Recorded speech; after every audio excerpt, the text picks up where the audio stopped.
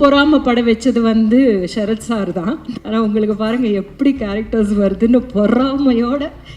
இந்த கேரக்டரை உங்களை மாதிரி யாருமே வந்து ஹேண்டில் பண்ணியிருக்க முடியாது. இந்த செட்டில் எல்லாருமே யங்ஸ்டர்ஸு. அவர் வந்து அந்த தைரியத்தை கொடுத்தாரு, நீ வாப்பா. எல்லாருக்கும் வணக்கம். ரொம்ப சந்தோஷமாக இருக்குது. ரொம்ப நாளுக்கு அப்புறம் தமிழ் மீடியா முன்னாடி ஒரு சக்ஸஸ் மீட்டுக்கு வந்துட்டுருக்கேன். ரொம்ப நாளாக வந்து தெலுங்கு மீடியா முன்னாடி தான் இவ்வளோ ரீசெண்டாக போயிட்டு இருந்திருக்கேன். அதில் பார்க்கும்போது வந்து 3 படங்கள் மைத்ரி மூவி மேக்கர்ஸ்னுடையது சக்ஸஸ் மீட்டு பண்ணியிருக்கோம் நாங்கள். அவங்களுடைய ரங்கஸ்தலம்லேருந்து அன்டே சுந்தரானிக்கு இந்த மாதிரி படங்களெல்லாம் ரொம்ப ரொம்ப சந்தோஷமாக இருக்குது. எங்கள் மைத்ரி மூவி மேக்கர்ஸ் இந்த படத்தில் மூலமாக வந்து தமிழ் ஆடியன்ஸுக்கும் மிக நெருக்கமான ப்ரொடியூசர்ஸ் ஆகியிருக்காங்க அப்படின்றது. அதை சாத்தியப்படுத்தின கீர்த்திக்கு என்னுடைய அன்பும் எப்போவுமே இருக்குது. இப்படி தான் நான் எடுப்பேன் அப்படின்னு ஒரு புது டைரக்டர் சொல்கிறது வந்து ரொம்ப ரேர். ரொம்ப சேஃபாக வரணும்னு நினைப்பாங்க.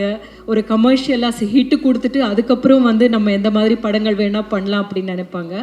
ஆனால் நீங்கள் அவ்வளோ தைரியமாக நீங்கள் வந்திருக்கீங்க. அந்த தைரியத்துக்கு முக்கியமான காரணம் நான் நினைக்கிறேன் பிரதீப். அவர் வந்து அந்த தைரியத்தை கொடுத்தாரு, நீ வாப்பா, நீ இதெல்லாம் பேசணும்னு நினைக்கிறியா, நான் பாரு கொண்டு போய் சேர்க்குறேன் அப்படின்னு சொன்னது really good. You did a fantastic job.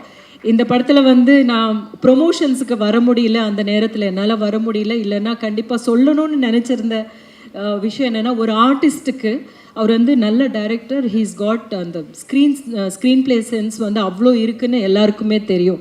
As an actor வந்து நான் அவரோட ஒர்க் பண்ணிகிட்டு இருக்கும்போது அந்த ஒரு ஷார்ட் ஒரு சீன் பண்ணிகிட்ருப்போம்.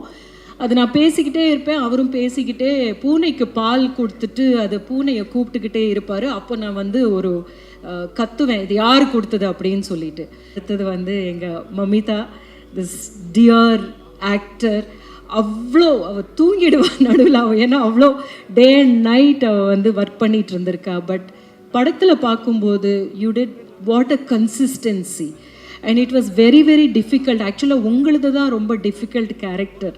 எங்களுக்கு எல்லாருக்குமே வந்து ரொம்ப ஸ்ட்ரெயிட் ஃபார்வர்ட் கேரக்டர்ஸ் இருந்தது. பட் உங்களை பார்த்தா உங்கள் மேலே கோபம் வந்துருமோ அப்படின்னு இருக்கும்போது, ஆனால் உங்கள் மூஞ்சி பார்த்தா யார் கோச்சிக்க முடியும்? அப்படியான ஒரு, because it was very honest.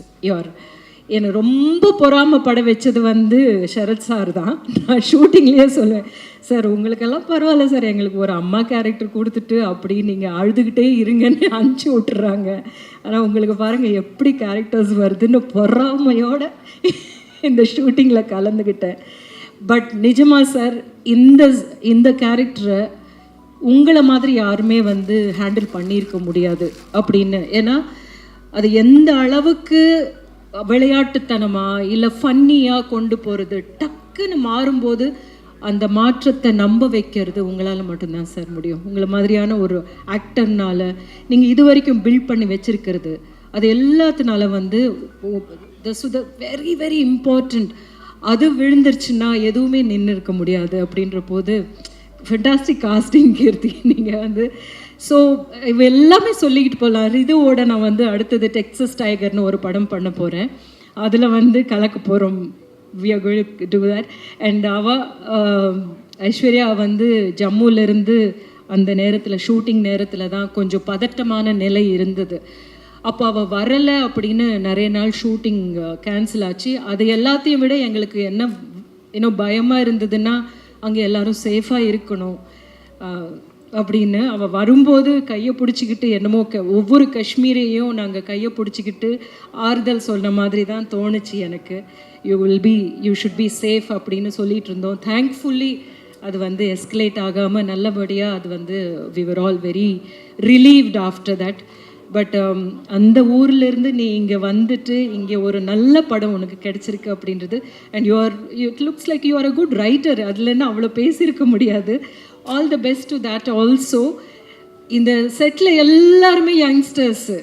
இது லைக் பூர்ணிமா எல்லாருமே பார்த்தீங்கன்னா வந்து அவ்வளோ யங்ஸ்டர்ஸாக இருந்தாங்க. நானே நினச்சேன் எப்படி இருக்கும் நமக்கு அப்படின்னு. But made me feel very very comfortable.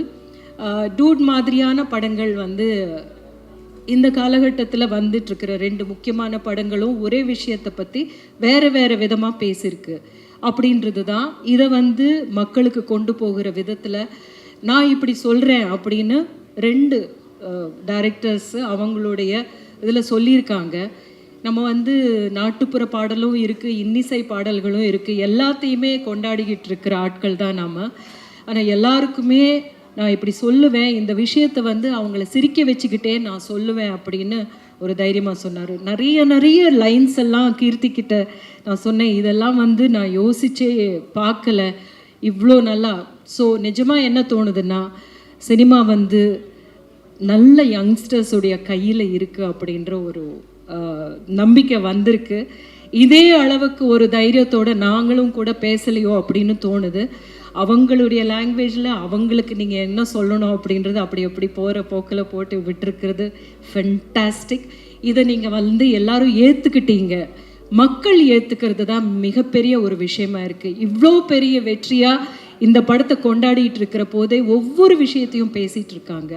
ஆக்சுவலாக பார்க்க போனால் வந்து இந்த மீம்ஸே அந்த அளவுக்கு ஏன்னோ நம்மளை சிந்திக்க வைக்கிற மாதிரியான யங்ஸ்டர்ஸ் இப்போ இருக்காங்க அப்படின்னு புரிய வைக்குது இல்லையா?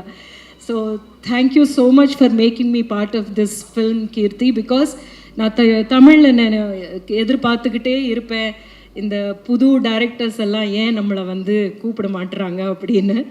But thank you so much for making me part of this film. And இன்னும் நிறைய நல்ல படங்கள் உங்ககிட்ட இருந்து நிக்கேத் சொல்கிறத பார்த்தா அவங்ககிட்ட இருக்கிற இன்னும் ஒரு 3 கதை இதை விட பயங்கரமாக இருக்கு மேம் அப்படின்னு சொன்னார். ஸோ அந்த பயங்கரமான கதைகளெல்லாம் நல்ல சுவாரஸ்யமான விதத்தில் கொண்டு வருவீங்கன்ற நம்பிக்கை நீங்கள் ஏற்படுத்தி இருக்கீங்க.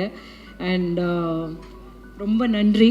உங்களை எல்லாரையும் மீண்டும் தமிழ் மேடையில் சந்திக்கணும் அப்படின்னு நான் விரும்புகிறேன். நன்றி. Thank you so much.